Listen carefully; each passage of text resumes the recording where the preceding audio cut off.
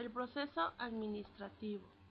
El proceso administrativo es el motor de toda empresa, el cual consta de 4 etapas, que son planeación, organización, dirección y control, y tienen que interactuar para alcanzar objetivos estratégicos que son propuestos justamente por la administración misma. La planeación es la primera etapa del proceso administrativo.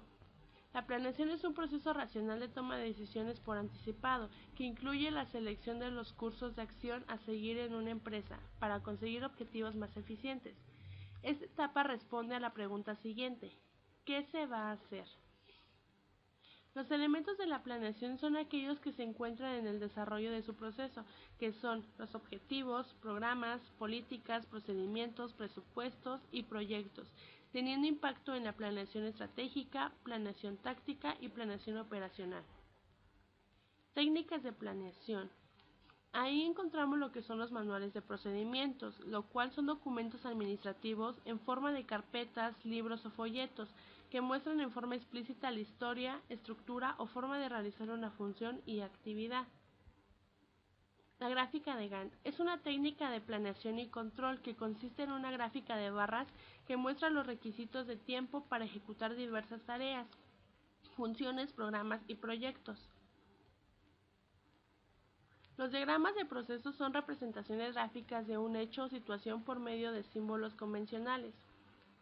Redes de programación. Permiten tanto la programación como el control de proyectos voluminosos que exigen un mejor manejo de recursos, así como generar métodos que permitan reducir tanto el tiempo como el costo en el desarrollo de proyectos y trabajos. Técnicas de control presupuestal. Para la organización utilizan comúnmente las herramientas presupuestarias, el ingreso, la hoja de balance y las declaraciones de flujo de efectivo.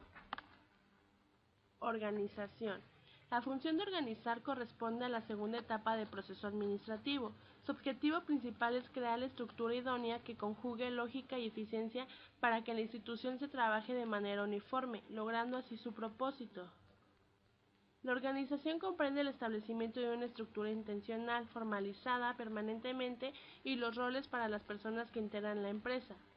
Esta responde a la pregunta ¿cómo se va a hacer? Los principios de organización son objetivo, especialización, jerarquía, unidad de mando, difusión, amplitud y tramo de control y continuidad. Las etapas de organización son las siguientes. División del trabajo. Las organizaciones están conformadas por un sinnúmero de actividades que se deben identificar y clasificar, con el fin de agruparlas de acuerdo a los recursos de la empresa y las situaciones actuales. Las actividades se separan para realizar una función con mayor precisión, eficiencia y el mínimo esfuerzo. Coordinación. Tiene como principal razón de ser integrar los objetivos y actividades de las diversas áreas funcionales, con el fin de mantener eficientes las metas organizacionales, lo cual va a permitir que toda la organización trabaje como un solo equipo en el objetivo común. Las técnicas de organización. La administración se vale de técnicas de organización para trabajar bajo parámetros específicos que contribuyan a evitar interpretaciones erróneas. Las técnicas de organización que se destacan son organigrama, manuales, diagrama de flujo, diagrama de proceso, análisis de puesto. Dirección. Es la función administrativa en la que se trata de influir en las personas de la organización para que de forma voluntaria y con interés atribuyan al logro de los objetivos de la empresa y de su unidad funcional.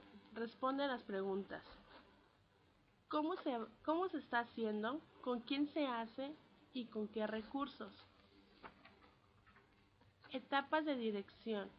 La dirección se integra por las siguientes etapas: toma de decisiones, integración, motivación, comunicación, autoridad, delegación, liderazgo y supervisión. La toma de decisiones se lleva a un proceso tal como se muestra en la siguiente gráfica.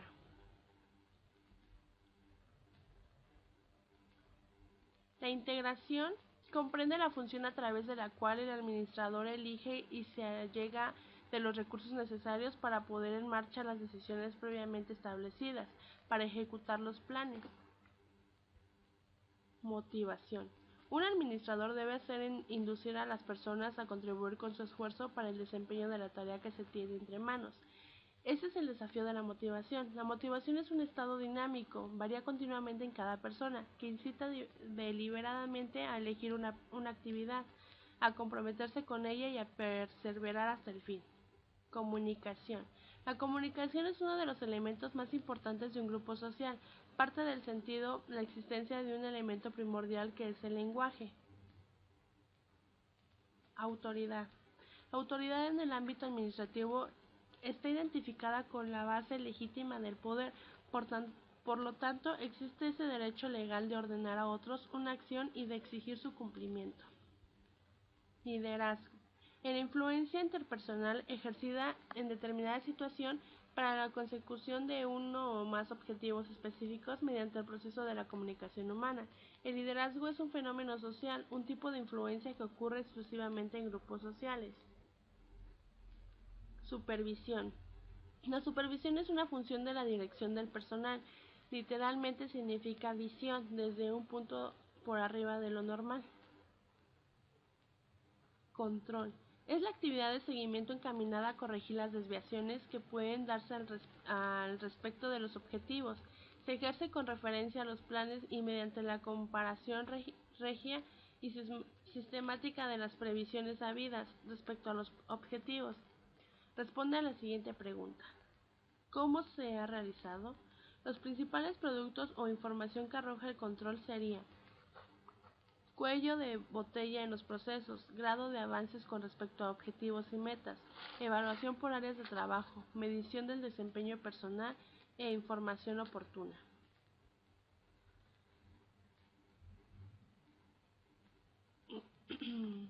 Existen tres principios básicos de control que permiten que la administración se lleve a cabo con facilidad, lo que es equilibrio, costeabilidad, principio del carácter administrativo del control.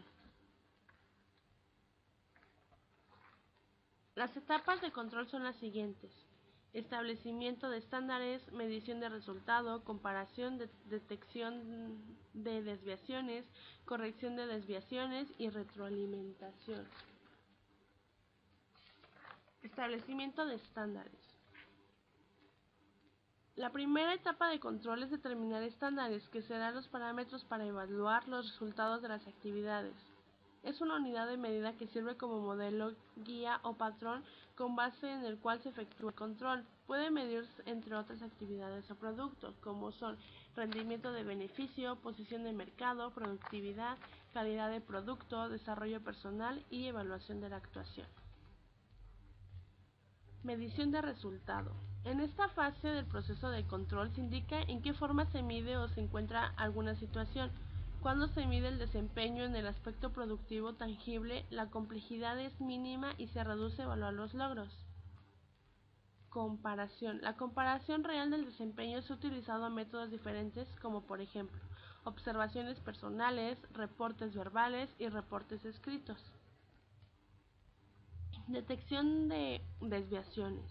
Cuando se definen las desviaciones, es importante considerar tanto las sugerencias del que se encuentra en contacto directo con el proceso, como también llevar a cabo esa comparación en el punto de acción. Corrección de desviaciones. Puede considerarse como la etapa en donde se asegura que las operaciones están ajustadas y que los esfuerzos están encaminados en forma positiva hacia el verdadero logro de los resultados esperados.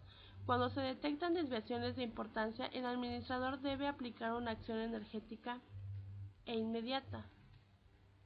Retroalimentación. Es el proceso mediante el cual, con base en información obtenida del desempeño real de las actividades que fueron sometidas a la corrección en la desviación, se evalúa si las medidas de control fueron adecuadas y está alineada al estándar requerido. De no ser así, nuevamente inicia el proceso para corregir la desviación. Por último, las técnicas de control.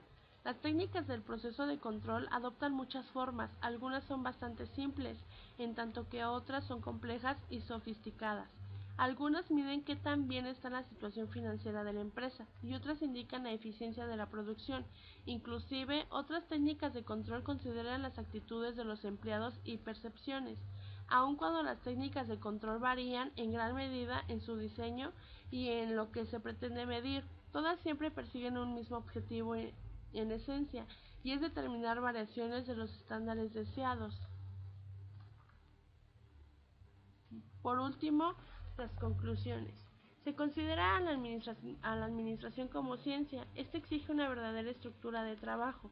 Su importancia radica en aplicar adecuadamente sus fases, la planeación, organización, dirección y control, así como sus etapas, principios y técnicas para que la organización logre los objetivos propuestos y el crecimiento y desarrollo deseado para mantenerse en el mercado y alcanzar la competitividad.